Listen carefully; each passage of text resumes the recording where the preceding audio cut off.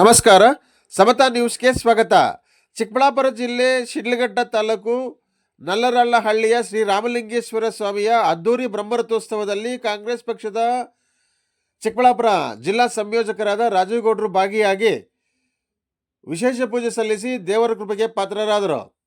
ಚಿಕ್ಕಬಳ್ಳಾಪುರ ಜಿಲ್ಲೆ ಶಿಡ್ಲಘಟ್ಟ ತಾಲೂಕು ಬಸಟ್ಟಳ್ಳಿ ಹೋಬಳಿಯ ನಲ್ಲರಳ್ಳಹಳ್ಳಿಯ ಬೆಟ್ಟದ ಮೇಲಿರುವ ಶ್ರೀ ರಾಮಲಿಂಗೇಶ್ವರ ಸ್ವಾಮಿಯ ಅದ್ದೂರಿ ಬ್ರಹ್ಮರಥೋತ್ಸವ ನಡೆಯಿತು.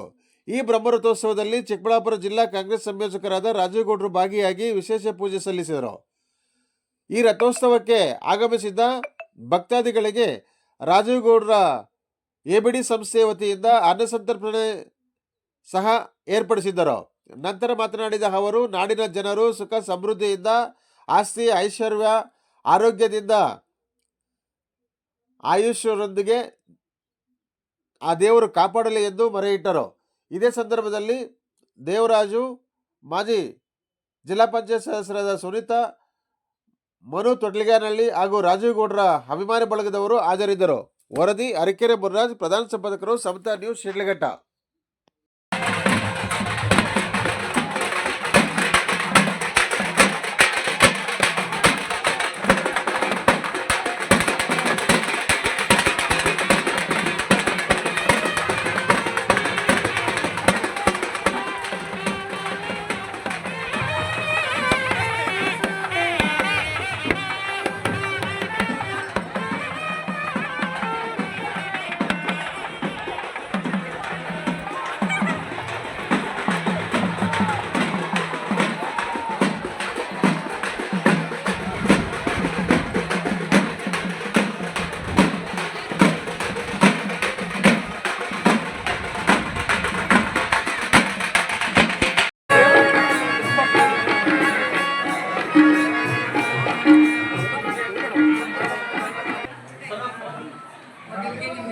ಹೊಸ ವರ್ಷದ ಶುಭಾಶಯಗಳು. ನಿಮ್ಮೆಲ್ಲ ಗೊತ್ತಿರೋದೇ ಇವತ್ತು ಬ್ರಹ್ಮ ಮಹೋತ್ಸವ ನಡೀತಾ ಇದೆ. ಇವತ್ತು ಬೆಟ್ಟದ ಮೇಲೆ ರಾಮಲಿಂಗೇಶ್ವರ ಸ್ವಾಮಿ ದೇವಸ್ಥಾನದ್ದು ಬೆಟ್ಟದ ಮೇಲೆ ಈ ರಥೋತ್ಸವ ಪ್ರತಿ ವರ್ಷ ಜನವರಿ ತಿಂಗಳಲ್ಲಿ ನಡೆಯುತ್ತೆ.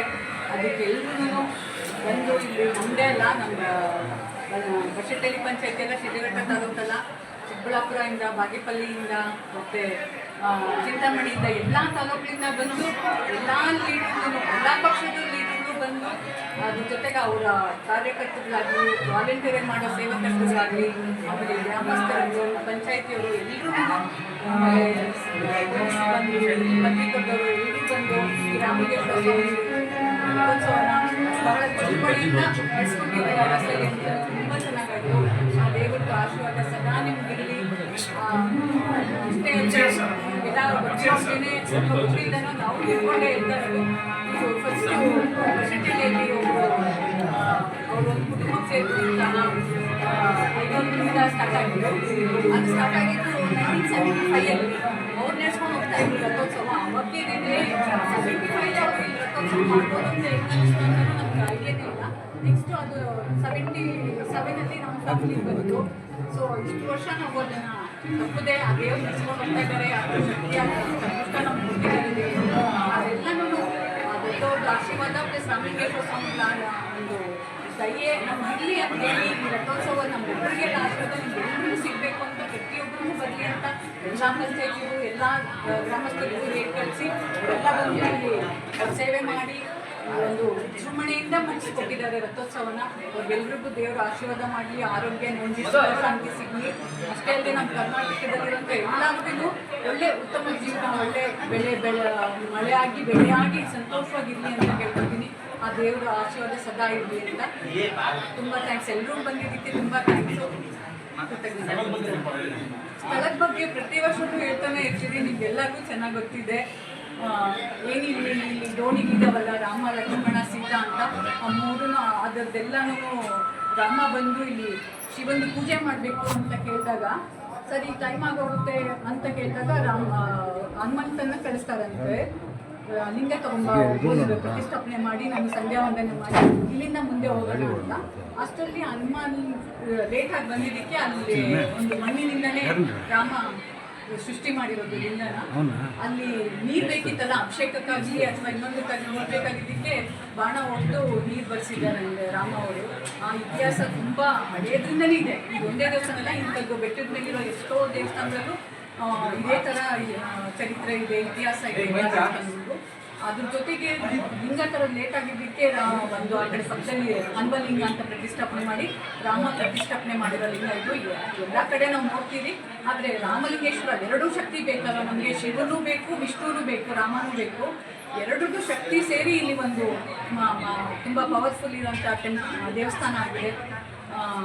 ಸೊ ಆ ಆಶೀರ್ವಾದ ಆ ಶಕ್ತಿ ಎಲ್ಲ ನಮಗೂ ಸಿಗಲಿ, ನಮ್ಮಿಂದ ಇನ್ನೊಬ್ರಿಗೂ ಆಗುತ್ತೆ, ಅವ್ರು ಇನ್ನೊಬ್ರಿಗೆ ಆಗ್ತಾ ಇರುತ್ತೆ. ಹಾಗೆ ಒಂದು ಚೈನ್ ಥರ ಹೋಗ್ತಾ ಇರಲಿ, ಈ ಶಕ್ತಿ ಒಂದು ದೇವರ ಆಶೀರ್ವಾದ ಎಲ್ಲ ಸಿಗಲಿ ಅಂತ ಕೇಳ್ಕೊತಾ ಇದ್ದೀವಿ. ಕರೆಕ್ಟ್ ಇದೆ ಅಂತಾರೆ, ನಂದಿಗೂ ಇದೆ ಅಂತಾರೆ.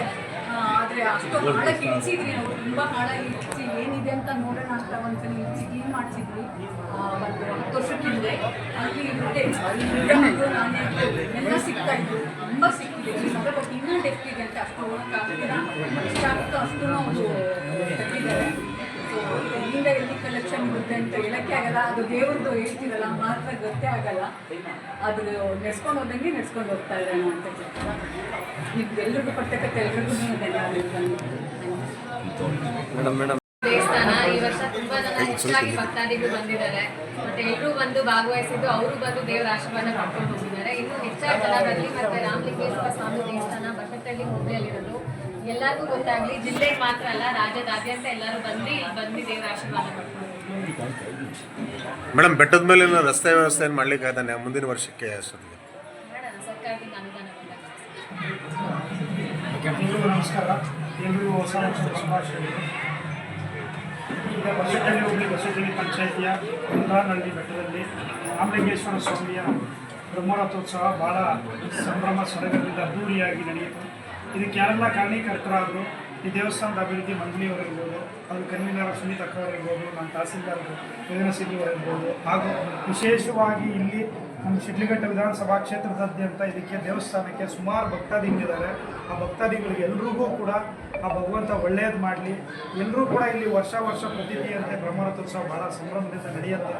ಎಲ್ಲರೂ ಕೂಡ ವರ್ಷ ಒಂದು ದಿನ ಬಂದು ಇಲ್ಲಿ ತೇರು ಬಾಳೆಹಣ್ಣು ಹಾಕೋದ್ರ ಮುಖಾಂತರ ಕೋರಿಕೆಗಳನ್ನ ಆ ಒಂದು ವರ್ಷದಲ್ಲಿ ಭಗವಂತ ಇದನ್ನು ಕಾಪಾಡಪ್ಪ ಅಂತ ಹೇಳ್ಬಿಟ್ಟು ಕೋರಿಕೆ ಇಡ್ತಾರೆ. ನಾನು ಕೂಡ ಇಲ್ಲಿ ಒಂದು ಕೋರಿಕೆ ಇಟ್ಟಿದ್ದೀನಿ, ಭಗವಂತ ಎಲ್ಲ ಒಳ್ಳೆಯದಾಗಲಿ, ನಮ್ಮ ಶಿಡ್ಲಘಟ್ಟ ವಿಧಾನಸಭಾ ಕ್ಷೇತ್ರದಾದ್ಯಂತ ಒಳ್ಳೆ ಅಭಿವೃದ್ಧಿ ಕಾಣಲಿ. ಹೆಚ್ಚಾಗಿ ರೈತಾಪಿ ವರ್ಗನೆ ಕೂಡುವುದರಿಂದ ರೈತರಿಗೆ ಸಕಾಲಕ್ಕೆ ಸರಿಯಾಗಿ ಒಳ್ಳೆ ಮಳೆ ಆಗಲಿ, ಬೆಳೆ ಆಗಲಿ, ಓದ್ತಾ ಇರೋಂಥ ಎಲ್ಲ ವಿದ್ಯಾರ್ಥಿಗಳಿಗೆ ಒಳ್ಳೆಯ ಉದ್ಯೋಗ ಅವಕಾಶಗಳು ದೊರಕಲಿ. ಎಲ್ಲ ಸಣ್ಣ ಪುಟ್ಟ ವ್ಯಾಪಾರಸ್ಥರಿಗೆ ಎಲ್ರಿಗೂ ಕೂಡ ಒಳ್ಳೆ ವ್ಯಾಪಾರ ಆಗಲಿ. ಒಟ್ಟಾರೆ ಹೇಳಬೇಕು ಅಂತಂದರೆ ಆರ್ಥಿಕವಾಗಿ ಏನಿದಾರೋ ಅದು 100 ಪಟ್ಟು ಹೆಚ್ಚಿಗೆ ಆರ್ಥಿಕವಾಗಿ ಸದೃಢವಾಗಿರಲಿ ಅಂತ ಹೇಳ್ಬಿಟ್ಟು ಭಗವಂತನಲ್ಲಿ ಕೋರಿಕೆ ಇಟ್ಟು ಬಾಳೆಹಣ್ಣು ಹಾಕಿದ್ದೀವಿ. ಖಂಡಿತ ಭಗವಂತ ಬಗೆಹರಿಸ್ತಾನೆ, ಇದು ಮಾಡ್ತಾರೆ ಅನ್ನೋ ಒಂದು ನಂಬಿಕೆ ಇದೆ.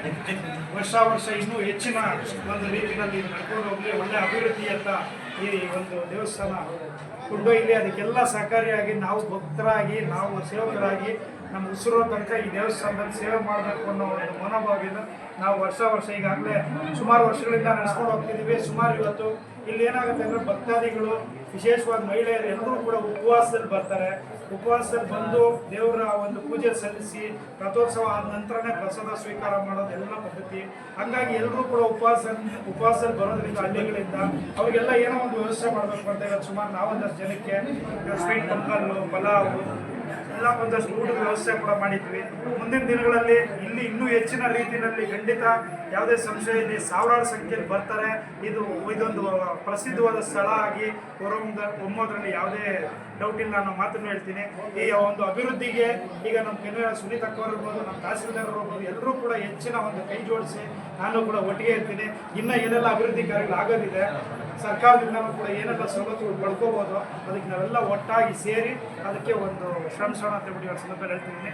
ಅದಕ್ಕೆ ಒಳ್ಳೆಯದಾಗಲಿ. ಧನ್ಯವಾದಗಳು. ನಮಸ್ಕಾರ. ಸರ್, ನೀವೇ ಹೇಳ್ತೀರಿ ಆಗಲಿ ಅಂತ ಹೇಳ್ಬಿಟ್ಟು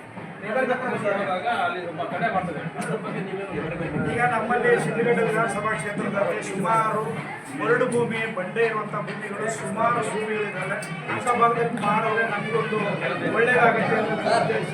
ಇವತ್ತು 40 ಜಮೀನಿಗೆ ಕೈ ಹಾಕೋದು ಬೇಡ, ಯಾಕಂದರೆ ಇಲ್ಲಿ ನಮ್ಮ ರೇಷ್ಮೆ ನಗರ ಅಂತ ಜಾತಿ ಬಂದಿದೆ. ಹಾಗಾಗಿ